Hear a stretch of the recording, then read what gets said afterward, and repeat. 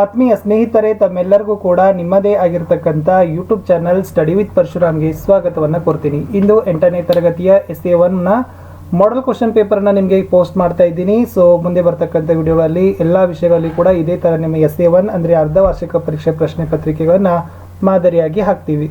ಇದರಿಂದ ನಿಮಗೆ ಪರೀಕ್ಷಾ ಪ್ರಶ್ನೆಗಳ ಸ್ವರೂಪ ಆಗಿರ್ಬೋದು, ಕ್ವಶನ್ಸ್ಗಳ ಇಂಪಾರ್ಟೆನ್ಸ್ಗಳಾಗಿರ್ಬೋದು, ಯಾವ ಪಾಠದಿಂದ ಯಾವ್ಯಾವ ಪ್ರಶ್ನೆಗಳನ್ನೇ ಕೇಳಿದರೆ ಎಷ್ಟು ಅಂಕಕ್ಕೆ ಬಂದಿದ್ದಾವೆ ಅನ್ನೋದನ್ನು ಐಡಿಯಾ ಸಿಗ್ತದೆ.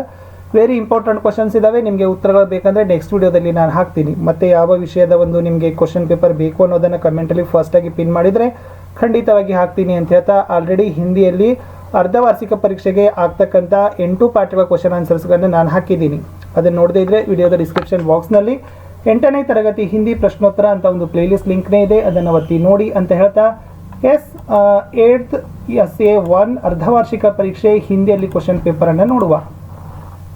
सो फर्स्ट ಏನಿರ್ತದೆ ಅಂತಂದ್ರೆ, नीचे दिए गए प्रश्नों के लिए 4 विकल्प सुझाए गए हैं, उनमें से सही उत्तर चुनकर लिखिए ಅಂತ ಕೇಳಿದ್ದಾರೆ. ಪ್ರತಿ ಪ್ರಶ್ನೆಗೆ 4 ಆಯ್ಕೆಗಳನ್ನು ಕೊಟ್ಟಿದ್ದಾರೆ. ಆ 4 ಆಯ್ಕೆಗಳಲ್ಲಿ ಸರಿಯಾದ ಆಯ್ಕೆಯನ್ನು ಆರಿಸಿ ಬರೆಯಬೇಕು. 4 ಪ್ರಶ್ನೆ, ತಲಾ ಒಂದಕ್ಕೆ 1 ಅಂಕ, ಒಟ್ಟಾರೆ 4 ಅಂಕ. ಮೊದಲ ಪ್ರಶ್ನೆ ಇತ್ತು, इन शब्दों में ಏಕವಚನ ರೂಪ है, ए लड़के, बी बच्चे, सी बात, डी कहानियां ಅಂತ ಇದೆ. ಸರಿಯಾದದನ್ನು ತಾವೇನು ಮಾಡಬೇಕು, ಆರಿಸಿ ಬರಿಬೇಕು.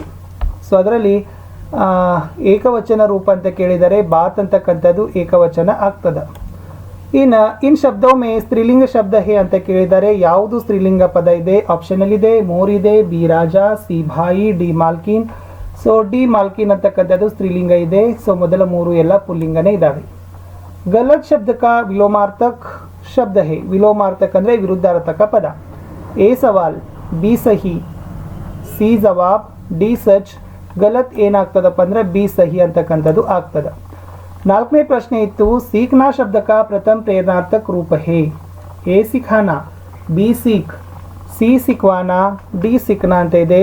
ಸಿಖ್ನಾದ್ ಏನಾಗ್ತದಪ್ಪ ಅಂದರೆ ಎ ಸಿಖಾನಾ ಅಂತಕ್ಕಂಥದ್ದು ಆಗ್ತದೆ. ಇನ್ನು ಮುಖ್ಯ ಪ್ರಶ್ನೆ 2ರಲ್ಲಿ ಅನುರೂಪತ ಬರ್ತದೆ. ಚಂಗ ಚಡನ ವಾರಿದರ್ ಡ್ಯಾಶ್ ಇದೆ. ದುನಿಯಾ ಜಗತ್ ಊರ್ ಡ್ಯಾಶ್, ಮಾಫಿ ಕ್ಷಮಾ ದಂಡ ಡ್ಯಾಶ್, ಸಚ್ಚಾಯಿ ಸಮ್ಮಾನ್ ಚೋರಿ ಡ್ಯಾಶ್ ಅಂತ ಇದೆ. ಆಲ್ರೆಡಿ ಪುಸ್ತಕದ ಹಿಂದುಗಡೆ ಇರತಕ್ಕಂಥ ಪ್ರಶ್ನೆಗಳಿದ್ದಾವೆ. ತಮಗೆಲ್ಲ ಕೂಡ ಏನಾಗ್ತದಪ್ಪ ಅಂತಂದರೆ ಗೊತ್ತಾಗ್ತದೆ ಉತ್ತರಗಳು. ಓಕೆ, ಚಂಗ ಚಡನ ವಾರಿದರ್ ಅಂದರೆ ಚಂಗ್ ಅಂದರೆ ಚಡ್ನ ಶಿಕ್ಷಾದಲ್ಲಿರ್ತಕ್ಕಂಥದ್ದು, ವಾರಿದರ್ ಏನಾಗ್ತದೆ ಅದು ಬರಿಬೇಕು. ದುನಿಯಾ ಪದದ ಅರ್ಥ ಜಗತ್ತಿದೆ, ಉರ್ ಪದದ ಅರ್ಥ ಛಾತಿ, ಮಾಫಿ ಅಂದರೆ ಕ್ಷಮ ಇದೆ, ದಂಡ ಅಂದರೆ ಸಜಾ ಇದೆ, ಸಚ್ಚಾಯಿ ಸಮ್ಮಾನ್, ಚೋರಿ ಏನಾಗ್ತದ ಅವಮಾನ್ ಅಪಮಾನ್ ಅಂತಕ್ಕಂಥದ್ದು ಬರೀಬಹುದು. ಇನ್ನು ಜೋಡ್ಕರ್ ಲಿಖಿ ಅಂತ ಕೇಳಿದ್ದಾರೆ. ಬಿಟ್ಟ ಸ್ಥಳಗಳನ್ನು ತುಂಬೋ ಮಾದರಿಗಳಾಯಿತು. ಜೋಡ್ಕರ್ ಲಿಖಿ ಅಂದರೆ ಹೊಂದಿಸಿ ಬರಿಬೇಕು. ಇಲ್ಲಿ ಮೇಜರ್ ಇದೆ, ಶಿಕ್ಷಾ ಇದೆ, ಮಹಾತ್ಮ ಗಾಂಧಿ ಇದೆ, ಹಿಂದಿ ಕಾ ಪಹಲಾ ಸಮಾಚಾರ ಪತ್ರ ಅಂತ ಇದೆ. ಸೊ ಮೇಜರ್ ಏನಾಗ್ತದ, ಆಶಾರಾಮ್ ತ್ಯಾಗಿ ಅಂತಕ್ಕಂಥದ್ದು ಆಗ್ತದ 9ನೇ ಉತ್ತರ. ಶಿಕ್ಷಾ ಏನಾಗ್ತದ, ಠಾಕೂರ್ ಗೋಪಾಲ್ ಶರಣ್ಸಿವ್ ಅಂತ ಆಗ್ತದ. ಮಹಾತ್ಮ ಗಾಂಧಿ ರಾಷ್ಟ್ರಪಿತ ಅಂತಕ್ಕಂಥದ್ದು ಆಗ್ತದ. ಒಂದೇ ಉಳಿತು, ಹಿಂದಿ ಕಾ ಪಹಲಾ ಸಮಾಚಾರ ಪತ್ರ ಯಾವುದಪ್ಪ ಅಂದ್ರೆ ಉದಂತ ಮಾರ್ತಂಡ ಅಂತಕ್ಕಂಥದ್ದು ಆಗ್ತದೆ. ಬಹಳ ಈಜಿನೇ ಇತ್ತು. ಇನ್ನು ನಿಮ್ನಲಿಖಿತ ಪ್ರಶ್ನೆ ಕೇಳಿಯೇ ಏಕೇಕ್ ವಾಕ್ಯ ಮೇ ಉತ್ತರ ಲಿಖನಾ ಹೇ. ಕೆಳಗಿನ ಪ್ರಶ್ನೆಗಳಿಗೆ ಒಂದೊಂದು ವಾಕ್ಯಗಳಲ್ಲಿ ನೀವು ಉತ್ತರಗಳನ್ನು ಬರೀಬೇಕು. ಸೊ ಫಸ್ಟ್ ಇತ್ತು, ಹಮೇ ಕೈಸೆ ರಹನಾ ಚಾಹಿಯೆ ಅಂತ ಕೇಳಿದರೆ ನಿಮಗೆ ಗೊತ್ತಿದೆ, ಹಮೇ ಮಿಲ್ ಜುಲ್ ಕರ್ ರಹನಾ ಚಾಹಿಯೆ. 2ನೇ ಪ್ರಶ್ನೆ, दूध कहाँ फैल गया? एस दूध जमीन पर फैल गया. मेजर को तुरंत किसका स्मरण हो आया? तो यार दो मातृभूमि का. शिशु ने लघु होकर क्या सीखा है? शिशु ने लघु होकर चलना सीखा, बढ़ना सीखा, हंसना सीखा. ಅಂಥದ್ದೇನಾಗಬೇಕು ಅಂದರೆ ಲಘು ಹೋಕರ್ ಬಡನಾ ಸೀಕಾ ಅಂತಕ್ಕಂಥದ್ದು ಇತ್ತು, ಬಡನ. ಇನ್ನು ಮುಂದೆ 2-3 ವಾಕ್ಯಗಳಲ್ಲಿ ಉತ್ತರಗಳನ್ನು ಬರಲಿಕ್ಕೆ ನಿಮಗೆ ಕೇಳಿದ್ದಾರೆ. 7 ಪ್ರಶ್ನೆ ಇದ್ದಾವೆ, ಒಂದೊಂದಕ್ಕೆ 2 ಅಂಕಗಳನ್ನು ಇಟ್ಟಿದ್ದಾರೆ.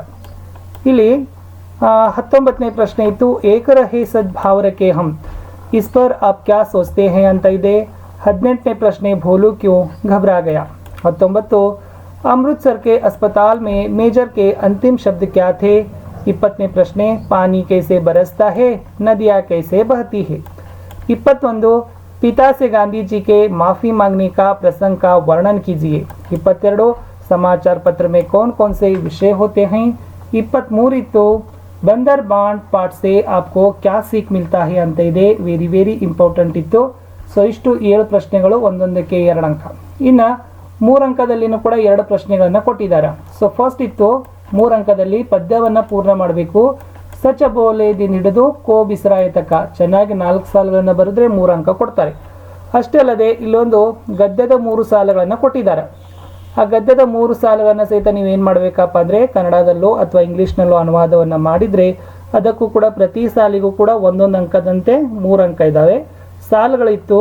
ಏಕ ದಿನ ಕಿ ಬಾತ್ ಹೇ. ಶಿಕ್ಷಾ ವಿಭಾಗ के अधिकारी स्कूल निरीक्षण के लिए आए. उन्होंने अंग्रेजी के 5 ಶಬ್ದ ಲಿಖವಾಯೆ ಅಂತಕ್ಕಂಥದ್ದು ಇತ್ತು. ಏಕ ದಿನ ಕಿ ಬಾತ್ ಅಂದ್ರೆ 1 ದಿನದ ಮಾತು.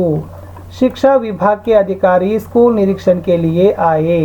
ಶಿಕ್ಷಣ ಇಲಾಖೆಯ ಅಧಿಕಾರಿಗಳು ಶಾಲೆಯ ತಪಾಸಣೆಗೆ ಬಂದರು. उन्होंने अंग्रेजी के 5 ಶಬ್ದ ಲಿಖವಾಯೆ. ಅವರು ಆಂಗ್ಲ ಭಾಷೆಯ 5 ಶಬ್ದಗಳನ್ನು ಬರೆಸಿದರು ಅಂತಕ್ಕಂಥದ್ದು ಬರಿಬೇಕಿತ್ತು.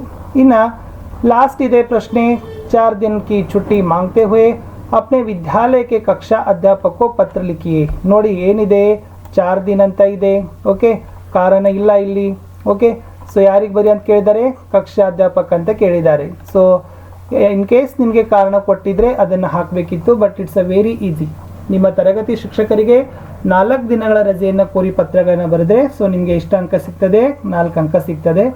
ಸೊ ನಿಮಗೆ ಬೇಕಾದರೆ ಈ ಪ್ರಶ್ನೆ ಪತ್ರಿಕೆ ಉತ್ತರಗಳನ್ನು ನಾನು ನೆಕ್ಸ್ಟ್ ಅಪ್ಲೋಡ್ಗಳನ್ನು ಮಾಡ್ತೀನಿ. ವೆರಿ ಇಂಪಾರ್ಟೆಂಟ್ ಮತ್ತು ಚೆನ್ನಾಗಿರ್ತಕ್ಕಂಥ ಕ್ವಶನ್ ಪೇಪರ್ ಇತ್ತು. ಖಂಡಿತವಾಗಿ ಇಲ್ಲಿಂದ ಪ್ರಶ್ನೆಗಳು ಬರಬಹುದು ಅಂತ ವಿದ್ಯಾರ್ಥಿಗಳಿಗೆ ಕಿವಿ ಮಾತನ್ನು ಹೇಳ್ತಾ, ಆದರೂ ಕೂಡ ಅಥವಾ ಪಾಠದ ಎಲ್ಲ ಒಂದು ಪ್ರಶ್ನೆಗಳನ್ನು ಓದ್ಕೊಡ್ರಿ. ಇಷ್ಟಕ್ಕೆ ಸೀಮಿತ ಆಗಬೇಡಿ. ಯಾಕಂದರೆ ನಿಮಗೆ 40ಕ್ಕೆ 40 ಅಂಕಗಳ ಸ್ಕೋರ್ಗಳನ್ನು ಮಾಡಬೇಕಾಗಿದೆ. 1 ಅಂಕ ಅಲ್ಲ, 2 ಅಂಕ ಅಲ್ಲ, ಔಟ್ ಆಫ್ ಔಟ್ ಸ್ಕೋರ್ಗಳನ್ನು ತಾವುಗಳು ಮಾಡಬೇಕಾಗಿರೋದ್ರಿಂದ ತಾವು ಹೆಚ್ಚು ಏನು ಮಾಡಬೇಕಪ್ಪ ಅಂದರೆ ಪಾಠದ ಎಲ್ಲ ಪ್ರಶ್ನೋತ್ತರಗಳನ್ನು ತಾವು ಏನು ಮಾಡಬೇಕು? ಚೆನ್ನಾಗಿ ಓದ್ಕೊಂಡು ಹೋಗಬೇಕು. 40ಕ್ಕೆ 40 ಅಂಕಗಳನ್ನು ಗಳಿಸ್ತಕ್ಕಂಥದ್ದನ್ನು ಬಿಲ್ಟ್ ಮಾಡ್ಕೋಬೇಕು. ಸೊ ಮತ್ತು ನಾನು ಬೇರೆ ವಿಷಯದ ಪ್ರಶ್ನೆ ಪತ್ರಿಕೆಗಳ ವಿಡಿಯೋಗಳೊಂದಿಗೆ ಸಿಗ್ತೀನಿ. ನಮ್ಮ ಯೂಟ್ಯೂಬ್ ಚಾನಲ್ನಲ್ಲಿ ಎಲ್ಲ ವಿಷಯಗಳಲ್ಲಿ, ಅದು ಕನ್ನಡ ಇರ್ಬೋದು, ಇಂಗ್ಲೀಷ್ ಇರ್ಬೋದು, ಹಿಂದಿ, ವಿಜ್ಞಾನ, ಸಮಾಜ ವಿಜ್ಞಾನ, ಎಲ್ಲ ವಿಷಯಗಳಲ್ಲಿ ಗಣಿತದಲ್ಲಿನೂ ಕೂಡ ನಾನು ನೆಕ್ಸ್ಟ್ ಕ್ವಶನ್ ಪೇಪರ್ಗಳನ್ನು ಹಾಕ್ತೀನಿ ಅಂತ ಹೇಳ್ತಾ, ನಿಮ್ಮ ಲೈಕ್, ನಿಮ್ಮ ಶೇರ್, ನಿಮ್ಮ ಸಬ್ಸ್ಕ್ರೈಬ್ಗಳನ್ನು ನಾನು ಬಹಳಷ್ಟು ಎಕ್ಸ್ಪೆಕ್ಟ್ ಮಾಡ್ತೀನಿ. ಯಾಕಂದರೆ ನನಗೆ ಖುಷಿ ಕೊಡ್ತಕ್ಕಂಥದ್ದು ಅದೇ.